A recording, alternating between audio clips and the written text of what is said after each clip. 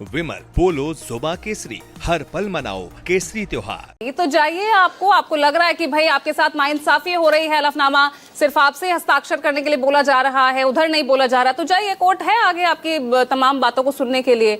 और फिर जो आपकी डिमांड थी ना, सवाल तो यहाँ पर यही है ना अजय उपाध्याय जी, कि जो आपकी मांगे थी उन सबको माना है ना सुप्रीम कोर्ट ने, तो क्यों ये चुनावी माहौल, क्यों असल मुद्दों से भटकाने की कोशिश? पूजा जी, लगातार 15 मिनट से हम लोग सब सुन रहे हैं एसआईआर के मुद्दे पर, एसआईआर की प्रक्रिया पर सबको प्रश्न है। एसआईआर होना चाहिए, उस पर किसी भी राजनीतिक पार्टी को बिहार में, चाहे वो यूपीए का हो, महागठबंधन का हो या एनडीए के साथी हो, किसी को कोई आपत्ति नहीं थी। प्रक्रिया पे आपत्ति थी, और वो प्रक्रिया पर जो हम लोगों को आपत्ति थी वो विपक्षी साथियों के सभी की आपत्ति थी। न्यायपालिका ने भी आपत्ति दर्ज की, और यहाँ तक कि जनता दल यूनाइटेड के हमारे साथी बैठे, इनके सांसद ने भी की, चंद्रबाबू नायडू ने भी की, कि भाई 6 महीने से कान में तेल डाल के चुनाव आयोग सोई हुई थी। जब लगा कि अब चुनाव अंतिम दौड़ में है, बिहार में जो परिस्थिति है बाढ़ की उस स्थिति में है, तो चुनाव आयोग आ गई एसआईआर कराने, लोगों का वोट काटने, और कहीं न कहीं किसी न किसी के आदेश और इशारे पर एक काम की। वोट चोरी का एक नया यंत्र तंत्र षड्यंत्र जो करती रही अभी तक, उसका एक नया तरीका, नया फार्मूला डेवलप करके आई।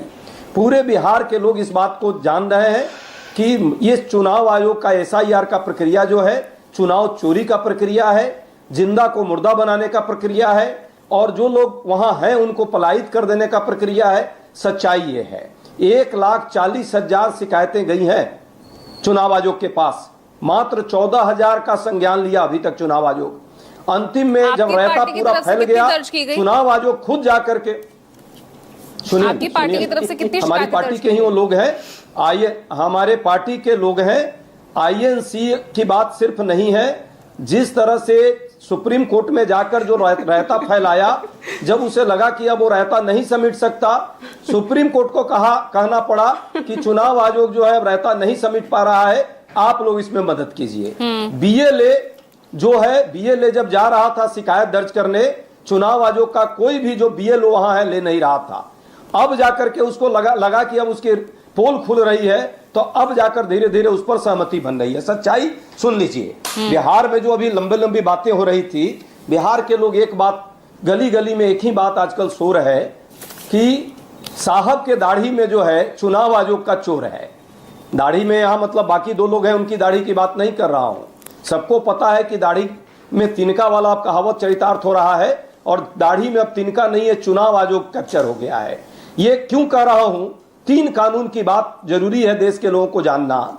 चुनाव आयोग बहुत पाक साफ है, चुनाव आयोग बहुत ईमानदार है, चुनाव आयोग निष्पक्ष है, तो फिर 2023 में कानून क्यों बनाना पड़ा कि चुनाव आयोग कोई भी गलती करते, कुछ भी कर दे, उस पर कोई मुकदमा नहीं हो सकता? उससे पहले क्या इस देश में चुनाव आयोग नहीं था? 23 में ही ये जरूरत पड़ी।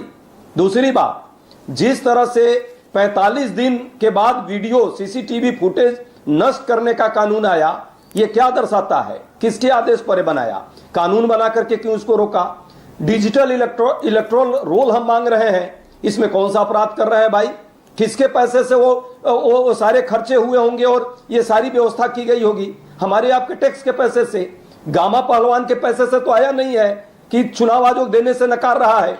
गामा का मतलब गौतम अडानी और मुकेश अंबानी, इसके पैसे से नहीं है। तो तब जाता है ना, उसके लिए एक टाइम फ्रेम दिया गया है, 45 दिन का टाइम फ्रेम दिया है, उस बीच आपको याद आती नहीं? क्यों? यही तो कह रहा हूं कि ये कानून क्यों बनाना पड़ा। तीसरी बात, चुनाव सिलेक्शन कमेटी में न्यायाधीश को कहा जाता है कि आप बाहर रहिए, और अमित शाह जी सबसे सच्चरित्र, सबसे ईमानदार, वही चुनाव आयोग का सिलेक्शन करेंगे। ये क्या दर्शाता है? ये शुरू से ही ये प्रक्रिया थी, और कहीं ना कहीं ये यंत्र तंत्र षड्यंत्र देश के लोकतंत्र के नींव को प्रहार करने की प्रक्रिया है। तो भाई और लोग अब इस बात को समझ गए। बात है ना कि जब इतने महाराष्ट्र की बात के बावजूद भी, इतने बाउंड्रीज आपके आसपास खड़ी कर दी गई हैं, उसके बावजूद भी आप एसआईआर को इतनी सफलतापूर्वक जनता तक पहुंचाने में आप कामयाब हो रहे हैं, तो ये तो आपके लिए खुशी की बात होनी चाहिए।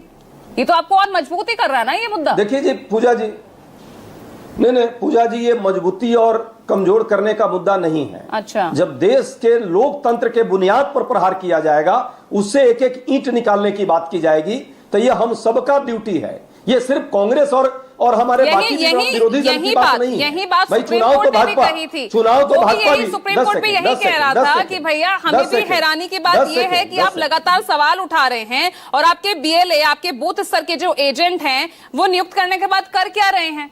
एक शिकायत आप लोग दर्ज नहीं कर पाए। सिर्फ एक पार्टी सीपीआई-एमएल की तरफ से 10 शिकायतें दर्ज हुई। 1 लाख, सुनिए ना भाई, मुद्दा तो आप उठा रहे ना जोर शोर से। 1,40,000 शिकायत दिख रहे हैं ना।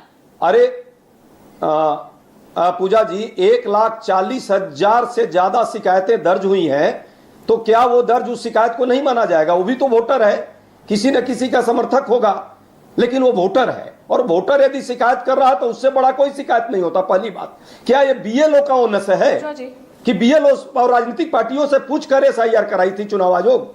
और दूसरी बात, चुनाव आयोग की बात जब भी आती है, भाजपा के लोग डिफेंड करते हैं, क्या भाजपा को कोई कमी नहीं दिख रही है?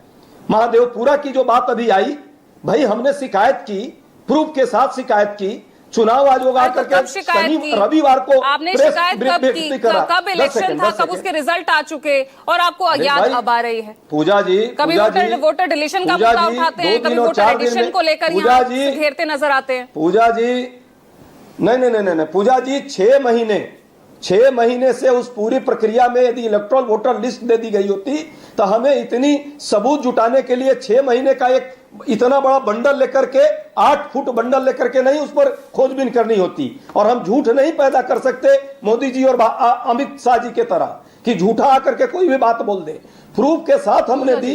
और बात एक और आ रही है, बार बार आप कह रही है कि हलफनामा क्यों नहीं? भाई, चुनाव आयोग का ही ये नियम है ना कि हलफनामा जब चुनाव के पहले दिया जाता है 23B के तहत, और यदि हलफनामा की बात मान लिया कि सही है, तो अनुराग ठाकुर चुनाव आयोग का दामाद है क्या?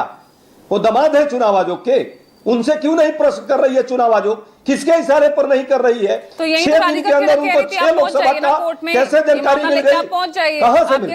अरे हर बात के लिए कोर्ट, सुनिए ना, हर बात के लिए कोर्ट में ही पहुंचना है। कोर्ट तो गई थी चुनाव आयोग, कितनी थप्पड़ लगी चुनाव आयोग को, उसके बाद भी बेशर्मी बनी हुई है, क्योंकि बेशर्म चुनाव आयोग है, चोर चुनाव आयोग है, और मोदी जी के दाढ़ी में अटका हुआ चुनाव आयोग है। ये पूरा देश देख रहा है। यदि